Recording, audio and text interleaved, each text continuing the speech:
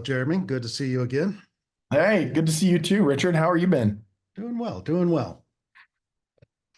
It's so funny watching the previous one with Jason, and man, that takes me back. We NASA actually partnered with Super Lap Battle before Jason's Global Time Attack took it over, and NASA used to actually sanction all the Super Lap Battles like 20 years ago at Buttonwillow, and I know because I participated in a couple of them, so it was funny seeing his face on EPARTRADE.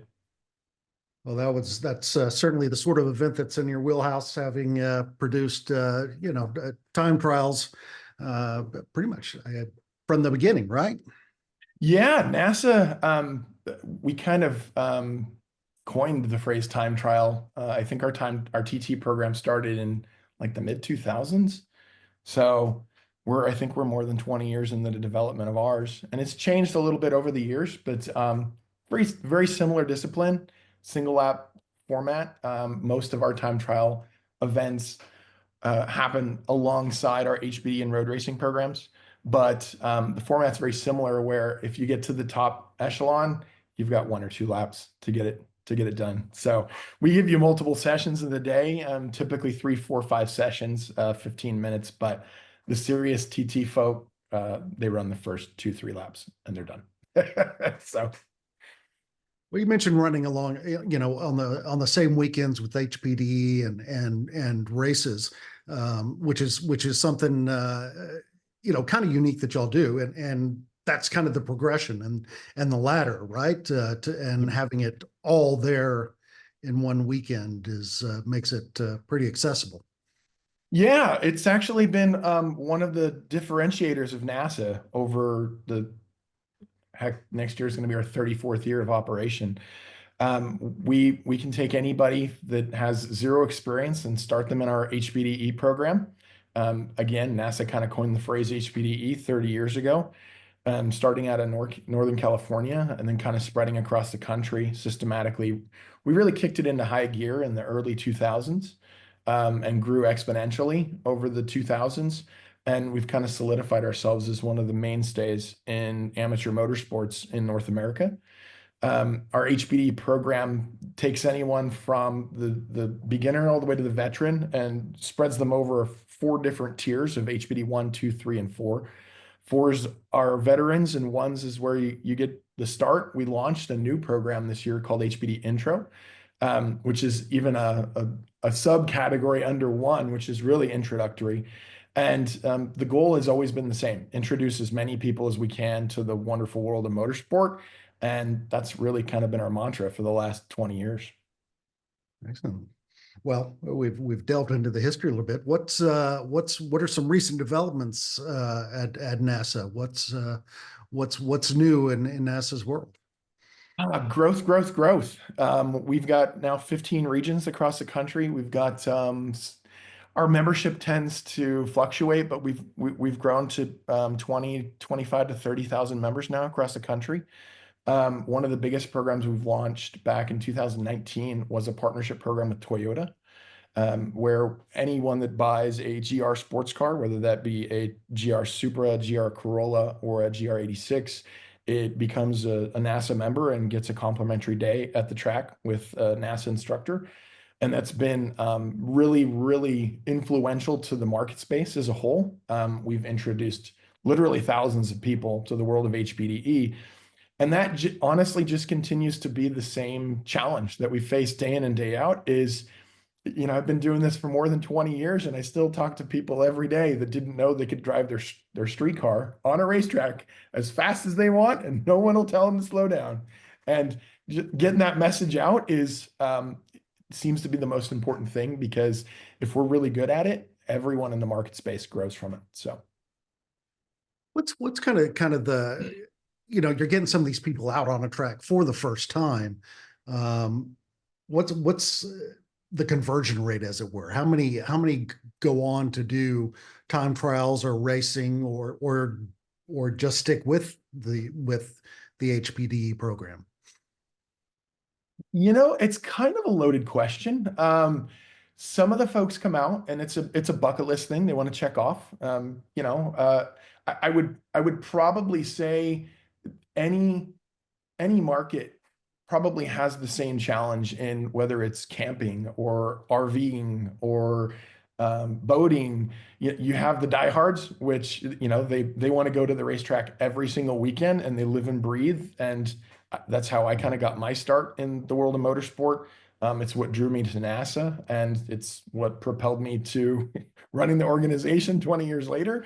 And we have all shapes and sizes. One of the things that NASA, I like to say, does best in the entire industry is we're the most inclusive of anyone in motorsport. I like to pin our hat on that.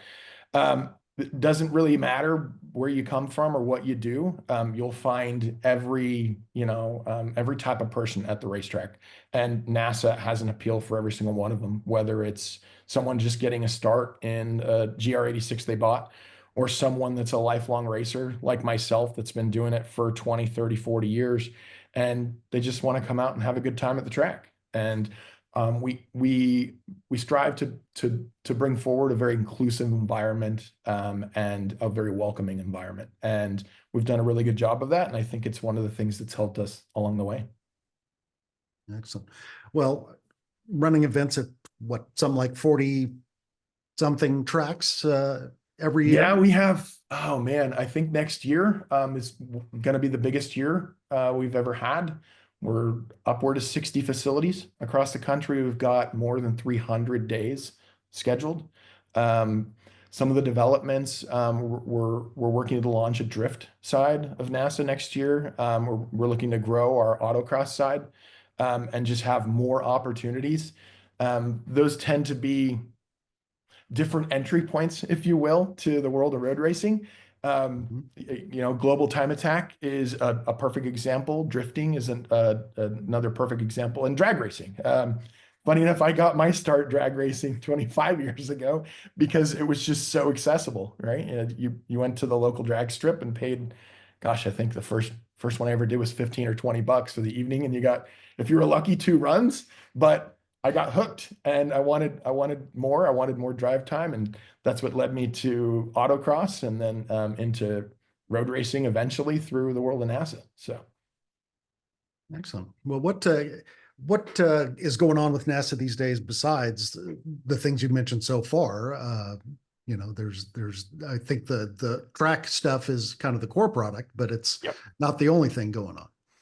Yeah, we've got some pretty amazing stuff launching next year. We've just put together a partnership program with Hoosier Racing Tire for, I don't want to say the first time, because we launched our NASA prototype program, and we're fortunate to welcome them into that as the spec tire supplier. And that's grown into a new spec tire supplier program next year with the creation of a brand new product called the RCES. That's something that no one, even now, no one's really been familiarized with, because I believe it goes on the shelf for sale in 2 weeks, 2 or 3 weeks. Don't quote me on that, because I'm not a Hoosier representative. I'm definitely wearing the black shirt, not the purple shirt. But we've got just more growth. We're looking at 2025 as our biggest year yet. More partnership programs, more sponsors. We're continually working on benefits for NASA members. What can you get with a NASA membership? We launched a partnership program with OG Racing last year that gave any NASA member the ability to save more on any racing related purchase than they can anywhere else. And we actually launched with them this year, like a money back, essentially, like put your money where your mouth is. If you find a cheaper price, they'll match it. So that's those are the types of things we're looking toward. Discounts on Lenovo computers, or rental cars, or you name it. But just bringing more value to the NASA membership outside of traditional road racing and track day stuff. The ability to do more stuff within the market space. And then maybe also to shine a light on the additional benefits. There's never been more opportunity to get on track with any variety of track day operators. And one of the challenges has been in we've struggled with our partners at the SCCA as well with this, and trying to drive home the difference between the NASA way and the everybody else's way. And we're still going to continue our industry leading insurance programs for our membership. You know, the safety aspect of what makes NASA events different, and the professionalism that we bring forth in operating every NASA event across the country. So, like a wide variety of things all kind of spinning through my head all simultaneously. Excellent. Well, what's the newest track in the NASA portfolio? Where are y'all going to go next year that might be a new spot? Oh, there was a new one launched just this year called Hedge Hollow in NASA Mid-America region. I forget, that region covers a number of states. I forget which actual state it's in. I just see all the list of the tracks. A huge development is we're for the first time we're taking our NASA championship event, our 19th running of the event, to Ozarks International Raceway. That is going to be a pretty exciting place to host the NASA championships. It's a track. I've been to a lot of tracks across the country. It's a track like no other in the United States. It's a pretty special place, and what JR and his son James have been able to accomplish there in the Ozarks is pretty astounding. I would encourage anyone that has the opportunity to drop by that track. They are the most down-to-earth track management owners we've ever worked with, and it's going to be a really fun event.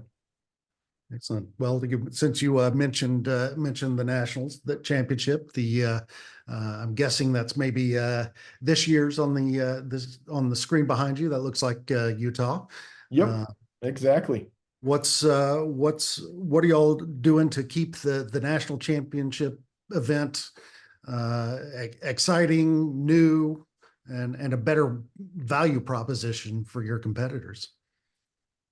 You know, the champs is a continual struggle to effectively convey how much you get for how little. And in a space where it's so easy to, you know, compare, whether you're using different platforms to compare different track days or whatnot.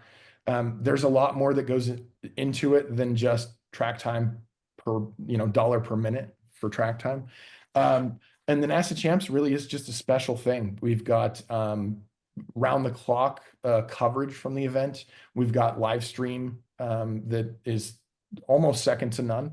I would give a big thumbs up to my counterparts in the SCCA, who do a tremendous job in broadcasting the runoffs, and they have for some time now.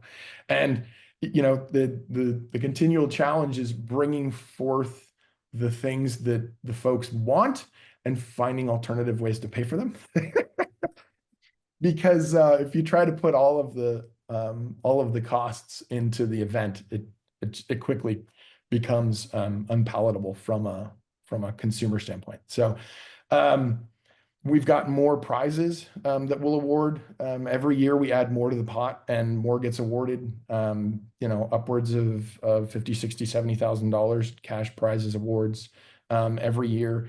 And just the notoriety that you are the best in the country in that particular class. And NASA has a number of classes that with a variety of genres, shall we say, that speak to, you know, different folks, whether your interest is in Spec Miata because you want a huge field of cars, or in American Iron because you love driving a Ford Mustang. And then everything in between with our Super Touring category, which is spread across one to six.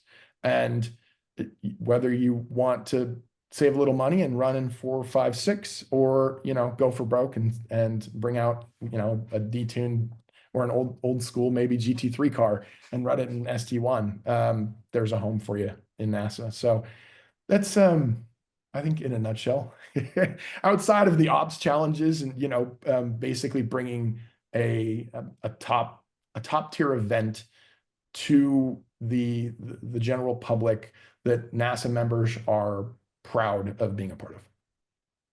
Excellent. Well, sounds like Ozarks is going to produce a great event. Yeah, I haven't had a chance to visit the track, but I hear great things about it. Yeah, any track that has a straightaway called roller coaster is probably exciting. Excellent. The well, when I think of NASA's marquee events, aside from the national championship, it's got to be the 25 Hours of Thunderhill. Had a conversation with RJ Till from World Racing League earlier today about the world of endurance racing. But that was another area that NASA kind of uh, pioneered, perhaps more so than the others, especially on the West Coast. Yeah. How is it still producing the what I believe is the longest endurance race, certainly in North America? Yeah, I can't sugarcoat this one. The 25 you hit the nail on the head, was a pioneer. And my partner in Jerry Kunzman, who runs the NorCal region of NASA, he decided to suspend the event last year with the thoughts of bringing back the 25 and 2025. I've left that completely up to him because that's been a pet project of his since the inception of it. Since he decided to host a 12-hour and then had a fun-filled evening following it and said we should go for 25 next year, and that was the creation of the 25. That event's actually it's been a challenge. I'll put it that way. There's been some other market spaces or other folks in the market that have come up and done a really good job.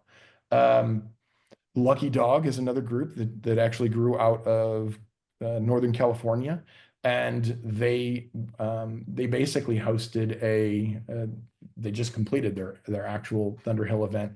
I think they label it 1,000 miles of Thunderhill, something like that. And they've been hugely successful with adopting a very WRL-esque an event format, if you will. And they basically run during the day, and they run 2 long endurance formats. And it seems that the majority of the market space has kind of shifted to that sort of interest.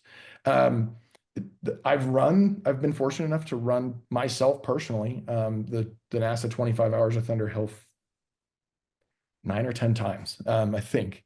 I've kind of lost count, and I've been fortunate enough to win the event myself with my team, and it's the most arduous thing I've ever tried to complete in motorsports, is running a car competitively in a competitive class for 25 hours straight, especially in Northern California in December with the weather completely unpredictable. It was it's a highlight of my motorsports career for sure, and always will be. But it seems as though there's not as many people as one would hope that want to do that want to take on that challenge. And the other side of it is it's just hugely expensive to run 25 hours straight through the night. It's, I've had a number of the teams that, we've done a lot of market research, so to speak. And I'm probably being too forthcoming, but that's absolutely a good and a bad quality that I have. So the market space has kind of changed, and you talk to team owners, and if the teams are what make the events happen, and if they can make more if they can make more money running a dual, race format, not through the night, of course, that's where they're going to move to, right? So, I think there's still a place for it. I think, WRL's proved that there's still a market for long endurance format, and it's been it's been a challenge to keep that event going. At WRL, I got to give them props. They did they continue to do a wonderful job with their event in December at COTA. Again, another market disruptor, right? But NASA's been around long enough that the industry always has ebbs and flows, and the ones that are able to evolve and move forward are the ones that still exist. So that's what we continue to do. Well, having heard some Highly entertaining stories from about the 25 hour. I hope that event is able to return. I actually got a question pop up on chat. Is there any talk of creating a lightning class of lightweight cars to run together than with the heavier sedans and super touring? Oh, okay. Yeah, there has been definitely some conversation about that. I think I recognize the name that was associated with that question, and I'm gonna take a guess. It's Jeff out of the Rush Autosports camp. The Rush folks down in Texas have been pretty wildly successful with selling a new product there, and NASA, like most things, is a market leader in adopting, new things, technologies, whatnot. And those cars have found a pretty wonderful home in NASA. But the challenge there is it's a very different car, right? And when you try to mix something that's sub 1,000 pound with multi-1,000 pound cars, it produces some challenging racing. We saw a number of those instances with our own NPO1 program, NASA Prototype program we launched in 2016, which has evolved into a new partner with Sebeco out of Georgia, and they're doing a wonderful job in producing that car. Again, the market's shifted there, and there's a wide variety of those types of cars now on the market. Some, I mean, man, you'd be hard pressed to find, a better bang for buck than a DPO2, right? The Elan DPO2 is one of the fastest, most visceral cars you'll ever drive. But nobody makes a lot of parts for it anymore. So that's the challenge. But man, speed per dollar is those things are a heck of a hoot. And then the MPL1 is right up there. The factory launched a Evo upgrade program, which has been hugely successful in the sales of the cars. And the owners there at Sebeco are hugely involved in WRL and trying to spearhead more growth with their GPU series or class, I think it is.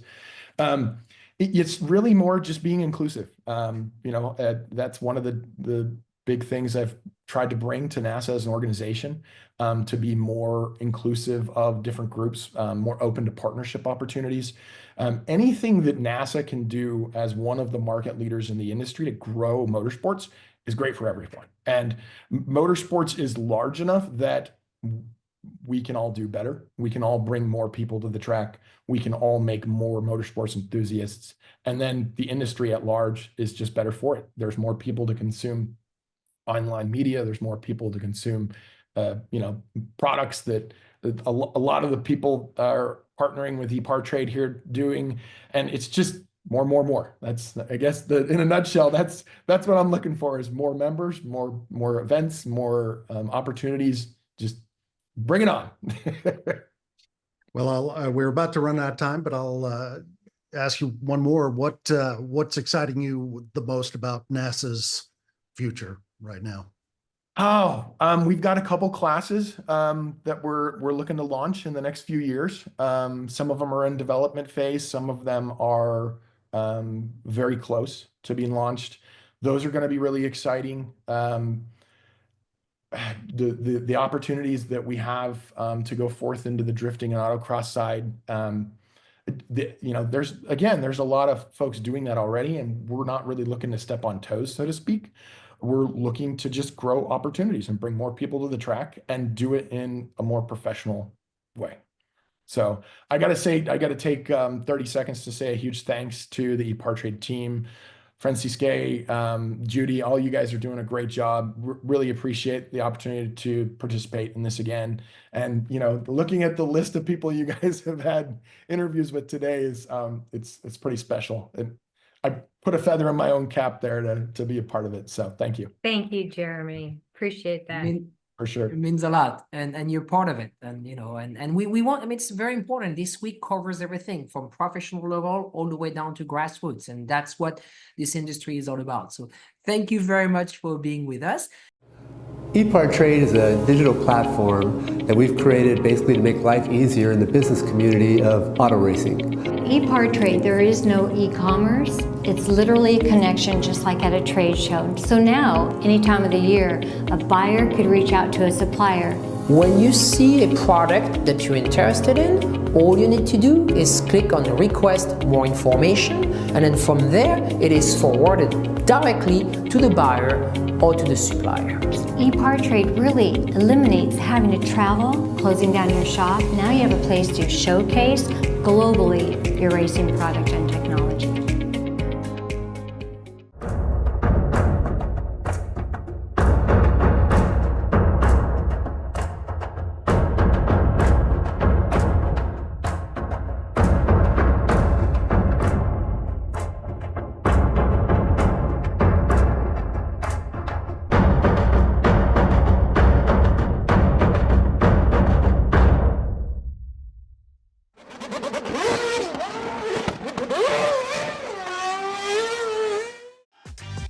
Looking for a quick fix of motorsports news? The Speed Sport Daily is what you need. It's a free racing newsletter delivered directly to your email every day. We'll cover the winners and the losers and tell you who's making news off the track. It's NASCAR, NHRA, World of Outlaw, IndyCar, and so much more. Go to speedsport.com today and get signed up for America's free racing newsletter and get your daily motorsports fix. The Speed Sport Daily.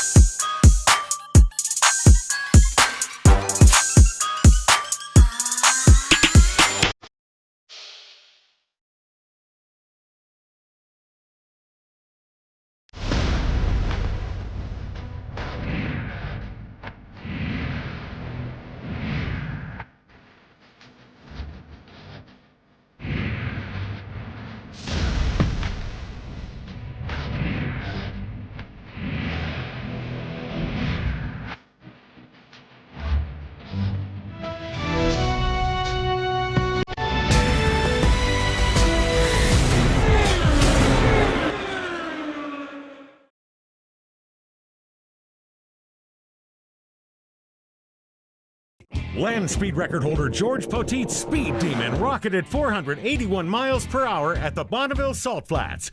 You don't go that fast without ARP fasteners. There is no way that we could go the speed that we've gone, the number of times we've gone, with a lesser quality bolt than ARP supplies to us. And we absolutely wouldn't be where we were today if it weren't for ARP. When failure is not an option, it's ARP-bolts.com. We're Performance Plus Global Logistics. Our team of dedicated performance industry and logistics experts get valuable cars and components to the track on time in top condition. We provide expedited logistics solutions for the performance industry using direct routes instead of deferred options, and communicate all necessary information to the appropriate resources to meet regulations and ensure a smooth transit and secure delivery, both domestically and internationally. And we exceed customer expectations by providing best-in-class service with an efficient and cost-effective system in place. Contact us today to book your next shipment. Scott Lewis & Associates, the sales, marketing, and branding specialist for the automotive performance industry since 1988. We get our manufacturers on track by opening an extensive distribution network, providing product training to sales staff, creating fully integrated sales and marketing strategies, building successful industry partnerships, attending trade shows, events, and races, offering first-class support to customers. SLAI delivers solutions that win you sales. To get in touch with an SLAI representative, call 516-378-6100. Go to scottlewisinc.com or email info@scottlewisinc.com. With roots in the Midwest that date back well before the Model T, Fifth Third Bank has a long history of serving the needs of automotive companies. While much has changed over the years, our passion for helping businesses put cars on the road and on the track has not. Today, we are more committed than ever as a member of SEMA, a founding member of PRI, and a sponsor of multiple race teams across several racing series. For over a decade, Fifth Third Bank has been a staunch supporter of our industry and a great partner for many companies in the motorsports field. Our business has been growing extremely fast, and really we could not be where we are today without Fifth Third. They provided amazing strategic advice, the capital we need to support our phases of growth. They are true partners for me now, and what they do with their involvement in motorsports is untouched in this community. Where can we take your business? Fifth Third Bank. You work as hard as your truck, and you have no time for downtime. That's why more truck owners trust Blue Def, America's #1 diesel exhaust fluid brand. Each batch is guaranteed pure, so you can avoid costly repairs caused by inferior DEF. Demand America's best for your truck. Blue Def at Blue Def Platinum. Put trust in your truck. When it comes to pushing the limits of performance, the pros know there's no room for compromise. At Crower Cams, we don't just engineer camshafts and valve train components, we redefine what power means. Since 1955, Crower Cams has been the name trusted by racers, engine builders, and gearheads around the globe. Whether you're building a street machine, a dragster, or a track car, Crower Cams provides the muscle you need to dominate. And with Crower, victory is within your reach.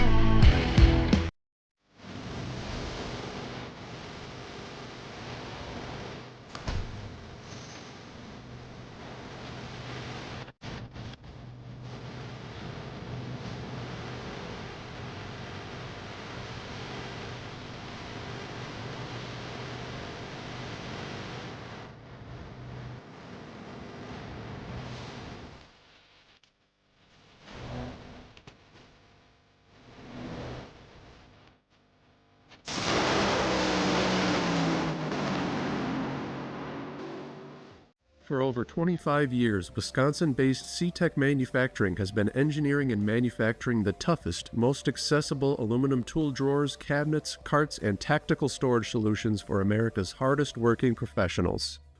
Whatever you need to store and however you need to store it, put your trust in CTech Manufacturing. We build it better. Visit our new website at ctechmanufacturing.com or give us a call at 715-355-8842. If you're watching this video, you might be wondering, what is WPC? WPC is a surface treatment designed to reduce friction and increase the strength of metal parts. As much as it might seem like a coating, WPC is actually a surface treatment. Think of it like shot painting, but the media is much finer, like talc. So what you're left with is a super hard, smooth surface that actually has some proprietary dry lubricants embedded within it. For more information, visit WPCtreatment.com.